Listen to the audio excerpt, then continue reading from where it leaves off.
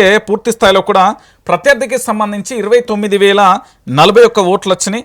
So ఇక్కడ సామాన్య కార్యకర్తకు ఎమ్మెల్యే టికెట్ ఇచ్చి గెలిపించుకోవడం ద్వారా విజయ్ తన పార్టీలో సాధారణ వ్యక్తులే నాయకులు అనే సంకేతాన్ని ఒక స్ట్రాటజీ ప్రకారం పంపించిండు అనేది రాష్ట్ర వ్యాప్తంగా ఒక చర్చ జరుగుతుంది. విజయ్ స్ట్రాటజీకి సంబంధించి అంటే పూర్తి స్థాయిలో విజయ్కి సంబంధించి ఒక డ్రైవరు, వ్యక్తిగత పిఏగా పనిచేసిన వారి యొక్క రాజేంద్రన్కు సంబంధించిన కుమారుడు శబరినాథన్కు సంబంధించి పూర్తి స్థాయిలో ఆ నియోజకవర్గానికి సంబంధించి విరుగం బక్కం అనే ఒక నియోజకవర్గానికి సంబంధించి దాదాపుగా 43,474 ఓట్ల సంబంధించి ఓట్లు పోలైతే దాంతో తన ప్రత్యర్థి డిఎంకేకు సంబంధించిన రాజాకు సంబంధించి రాజా ప్రత్యర్థి ప్రభాకర రాజాకు సంబంధించిన డిఎంకేకు సంబంధించిన అభ్యర్థి మీద 17,427 ఓట్ల మెజార్టీతో విజయం సాధించడంతో ఒక్కసారిగా కూడా పూర్తి స్థాయిలో అందరి చూపు కూడా అటువైపే పడింది. ఎందుకంటే అనౌన్స్ చేసే రోజు కూడా ఆ రోజు అనౌన్స్ చేసే రోజు కూడా మనందరం కూడా చూసాం.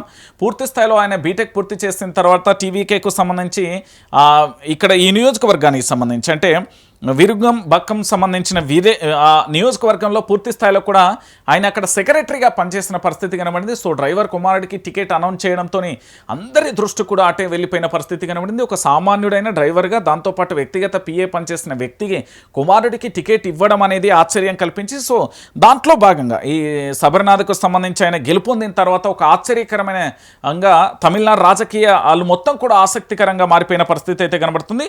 సో మొత్తానికి ఇక్కడ మనందరం కూడా విజయ్ని ఒక రకంగా అప్రిషియేట్ చేయాల్సిందే. ఎందుకంటే డ్రైవర్కు సంబంధించిన కుమారుడికి టికెట్ ఇప్పించుకోవడం ఒక ఎత్తు అయితే విజయ్ని చూసి ఓట్లు వేశారు అంటూ కూడా చెప్పారు. దాంతోపాటు తన వ్యక్తిగతంగా తనకు డ్రైవర్ ప్లస్ పిఏగా ఉన్న వ్యక్తి రాజేంద్రన్కు సంబంధించిన శబరినాథన్ కుమారుడు ఎవరైతే ఉన్నారో దానివల్ల వాళ్ళ నియోజకవర్గం కూడా అభివృద్ధి చెందుతుంది. విజయ్కి సంబంధించిన మన నియోజకవర్గంలో ఎక్కువ శాతంలో కూడా పర్యటనలు ఉంటాయి. విజయ్ని కూడా మనం నేరుగా కలవచ్చనే ఒక ఉద్దేశం మెసేజ్ వెళ్ళింది.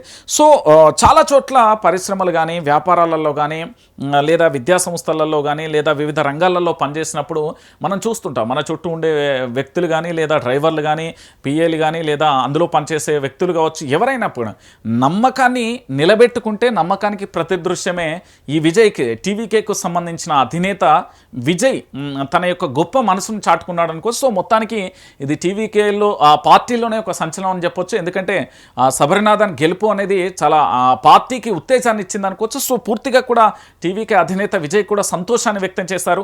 తన యొక్క డ్రైవర్ కమ్ పిఏ యొక్క కుమారుడు గెలవడంతో ఆనందాన్ని కూడా వ్యక్తం చేసినట్టుగా కూడా సోషల్ మీడియాలో ట్రోల్ అవుతున్న పరిస్థితి కనబడుతుంది.